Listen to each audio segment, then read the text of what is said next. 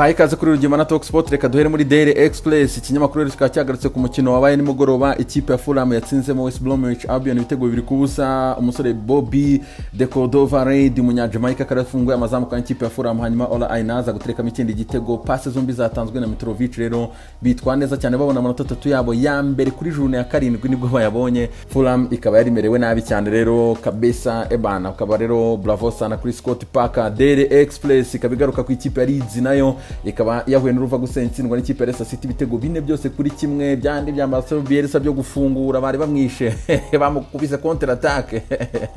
Charles ishobora kubishoboye amakipe akinaje kabisa nk'iya Man City yabyo gutangirira inyuma ni ibibazo na Arsenal na Leicester byagenze bite ntibakina vuba hangaha.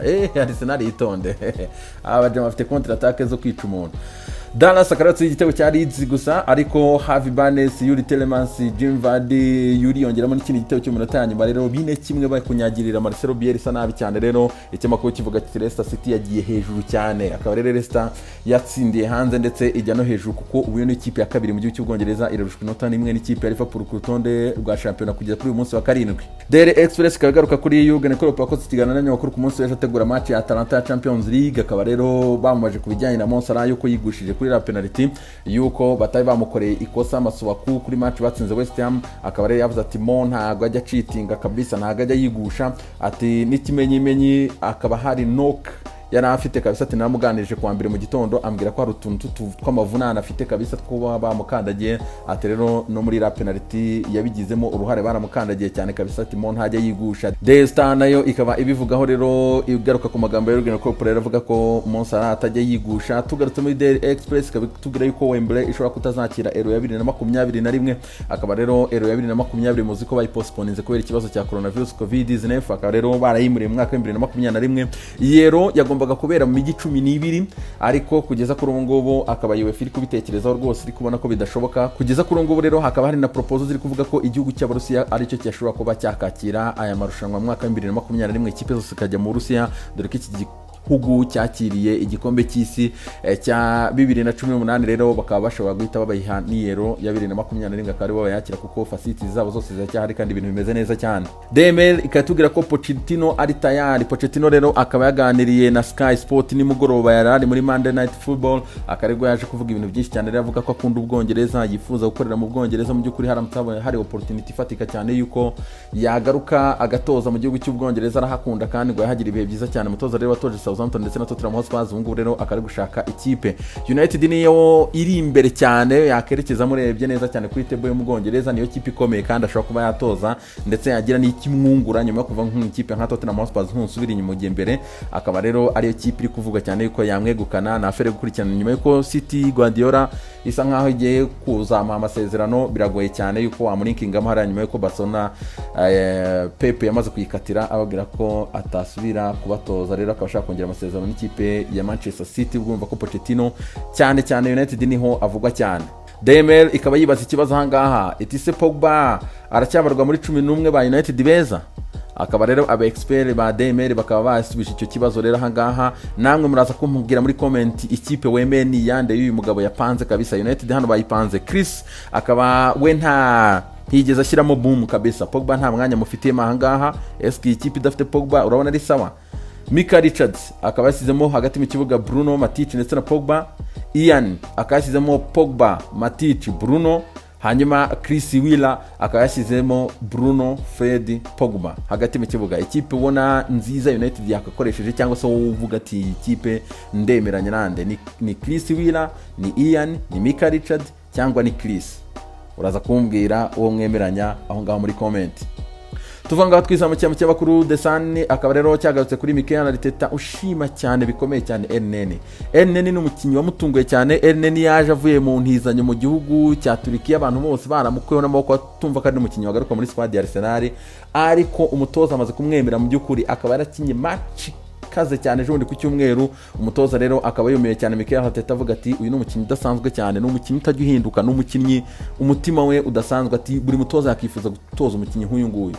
Elneny ngo ni umuntu ubwira ngo hasigaye nk'umunota umwe ngo simbura akajya mu kibuga akawukorera ibyo wamutumye, wamuha iminota 96 akayitera yose nta kibazo. Mikel Arteta ngo yumiwe kabisa, atunguwe n'uyu mugabo uburyo ari mu professional kabisa wa hatari. Erneni kabisa mugabo munyamisiri kina hagati mu ikipe ya Arsenal. The Sun ikagarutse rero ku magambo ya Eric Dyer, akaba rero avuga ko umuntu witwa Dele Alli ashobora kuzagaruka mu bihe bye byiza mu gihe Mourinho ejo bundi akaramukititse cyane kabisa muri All or Nothing ira documentaire ya Amazon ya saison ya 2019-2020 ya Tottenham Hotspur. Akaramukititse avuga ko ari rezi, akaba ari ku Mourinho ejo bundi banamaje kuri Dele Alli avuga ati nakazi ke naho ho gukora, ati nakora neza tuzamugarura mu ikipe kabisa. Bya Dele Alli ni atana ariko bisa nkaho Tottenham Prote yakomeje ko yarigiye mu ikipe ya PSG. Tuvanga rero ka tujye mu cyamakuru equipe cyaduha amarandevu y'uyu munsi ya Champions League, akaba ikinyamakuru kitubwira yuko Porto yakira ikipe ya Marseille. Rero Marseille rwose ngo irashidikanywaho bikomeye cyane ikinyamakuru kibivuga, akaba irajya hariya kwa Porto kandi maze match 11 za Champions League nta match n'imwe itsinda, ikaba rero iyi preve iri mu kanya gatoya cyane ku isaha 4 z'ijoro z'i Kigali. Akanga ikinyamakuru rero kinatwereka line up y'abakinnyi 11 bashobora kuza kubanzamo hagati ya Marseille ndetse n'ikipe ya Porto, baraba bari mu gihugu cya Portugal. Izindi randevu ni Man City iri bwakira ikipe Olympiacos saa 4 z'ijoro, dore ngiyi game ahangaha kabisa ndetse n'abakinnyi 11 babanzamo. Ari nako kandi ikinyamakuru kinatwereka Midland iri bwakira ikipe ya Ajax Amsterdam, dore ngiyi nayo match saa 4 z'i Kigali. Salzburg Bayern Munich akaba nayo bari buze kuba bakina ahangaha kabisa, rurebana Lokomotive Atletico Madrid nabo urayibona line up ahangaha, Atalanta Liverpool urayibona. Ari nako kandi ikinyamakuru kinatuzanira rero ikipe ya Madrid wikina n'ikipe Inter de Milan ngiri ku gitutu cyane nyuma y'uko championnat na Champions League iri kwitwara nabi cyane. Ikinyamakuru AC kikaba kitubwira ati iyi ngiyi ni finale kabisa. Ikinyamakuru cyo muri Espagne niko cyayise rero, akaba ari hagati ikipe ya Real Madrid ndetse n'ikipe ya Inter de Milan kabisa. Nta match rero n'imwe ya makipe yombi yari yatsinda muri Champions League, nicyo gikomeje iyi match. Ari nako kandi Lukaku adahari, Lautaro Martinez ndetse na Ashraf Hakimi ngo nabantu ho kwitondera cyane nko ikinyamakuru AC kibivuga. La Gazzetta dello Sport mu gihugu cy'Ubutaliyani yo iravuga ati ntago mwemerewe gutsindwa. Ikinyamakuru nacyo kikaba cyavuze ati Real Madrid Inter de Milan ni finale, mu gihe Marcelo Lippi muri ikinyamakuru kandi avuga ati aba ni abagabo bombi bari kwereka umupira mwiza cyane, ni abarideri bakomeye cyane. Akaba rero Nerazzurri badafite Lukaku n'ikinyamakuru La Gazzetta cyabigarutseho. Corriere dello Sport nayo ivuga ati Inter iyi ngiyi ni finale kuri wowe. Ikinyamakuru Mareka cyo kikakitubwira ati nta nshundura turi kubona muri iki gihe kabisa, ntitubasha gutwara amanota 3 atari ko twagaruye danger ikomeye cyane. Danger ikomeye ikinyamakuru kivuga kiravuga ati rero atuye umubirigi agomba kutuyoborera match yo kuri uyu munsi agakandagira ikipe yitwa Inter de Milan nabi cyane idafite Lukaku. Mu gihe kandi ikinyamakuru rero kitwongera amakuru meza cyane kitubwira ko Lucas Vazquez ameze neza cyane, mu gihe Militao yanduye COVID-19, mu gihe Ashraf Hakimi ari bugaruke mu rugo. Reka dusoreze rero mu mujyi wa Catalunya. Ikinyamakuru Mundo Deportivo tubwira ati ararume kabisa, inzogera ya COVID yongeye iravuga cyane. Akaba rero match ya Barcelona n'ikipe ya Dinamo Kiev hariya i Catalunya kuri Camp Nou, iyi match irashidikanywaho cyane kubera iki ikipe ya Dinamo Kiev ikamanukanye i Barcelona n'abakinnyi 13. Bakaba rero UEFA yongeye kubatereka hariya kabisa muri hoteli, hanyuma bakaba babapimye bategereje kureba ibisubizo. Haramutse hakagira umukinnyi umwe gusa wandura COVID-19 inama irateterana match bahite bayimura, kubera ko UEFA iravuga ko nta gushobora kuza kuri liste ufite abakinnyi munsi ya 13 ngo ujye gukina match kuri fede match, ariko 13 bo baremewe kuko ni nabo ikipe ya Dinamo Kiev yazanye hari Barcelona barayinyagira nabi cyane, ahubwo induru ziravuga. Ikinyamakuru Sport cyo kikatubwira ko Ter Stegen ameze neza cyane kabisa kandi atangiye kujya muri forume kabisa. Kungubu rero ngo uyu munsi akaba ategereje rero itara ry'icyatsi kabisa ry'abaganga ryamwemerera kuba yabona iminota kuri match ya Dinamo Kiev. Anako kandi ikinyamakuru kitubwira yuko pandemia ya coronavirus rero ikomeje kwica byinshi cyane, ikaba rero amatora ngashobora gushyirwa mu kwezi kwa mbere kabisa. Rezamire kadusoreze rero na La Gazzetta dello Sport yigarukamo, ikaba rero Andriy Shevchenko muri legende y'ikipe ya Milan yaganiriye n'iki kinyamakuru, akababwira ati Milan kabisa na Ibrahimovic byose birashoboka, bafite buri kimwe cyose cyo gutwara Scudetto y'uyu mwaka. Hanyuma uyu mugabo watwaye Ballon d'Or kandi Shevchenko akaba yavuze ati Zlatan ameze neza cyane kabisa kandi aramerita ko bamuha amasezerano mashya kabisa, ibintu bikajya ku murongo. Hanyuma kandi ashima cyane n'umutoza rero Pioli yuko group ari kubaka ikomeye cyane. Tugana ku musozo, reka tunyure muri The Sun. Ikaba rero ikinyamakuru kituzaniye inkuru ngaha yuko Ryan Giggs ashobora kuba yarakubise umugore we. Akaba rero hari ku ijoro ryo kuwa gatandatu nimugoroba umudamu we Kate rwose ngashobora kuba umugabo yaramwagiresheje kubisa ku buryo ashobora kuba yaramuteyemo n'iki. Akaba rero polisi byabaye ngombwa yuko bayihamagara, nayo bayihamagara nimugoroba ku cyumweru kuko polisi yavuze ko bayihamagaye saa 4:05 z'umugoroba zo ku munsi wo ku cyumweru, akaba rero barasanze umugore we afite udukomere kabisa, ari nako rero Ryan Giggs bamuganirije, ariko ntibamufunze ku buryo kuri ngubu ategerejweho rero gukurikirana cyane. Hagati aho ngaho rero bishobora kumuviramo no guterekanwa n'ikipe y'igihugu ya Wales ikamwirukana burundu.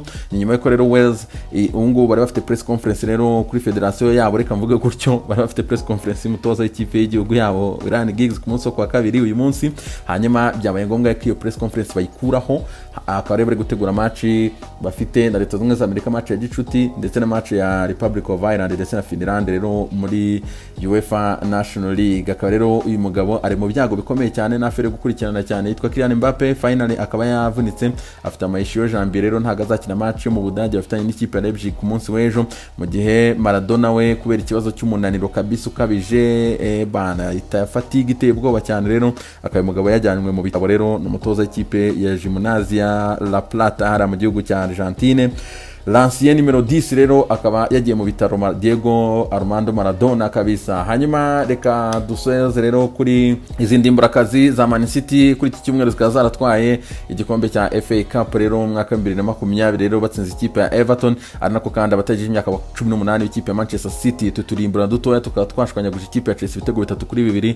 Umupeti rero watsinze ibitego 2, Cole Palmer akaba yanatuye igitego cya kabiri kabisa, yagituye rero wa mupeti witabye Imana rero Jeremy Winston, akaba rero ari we yahise agitura ahangaha. Rezami ibe byiza cyane.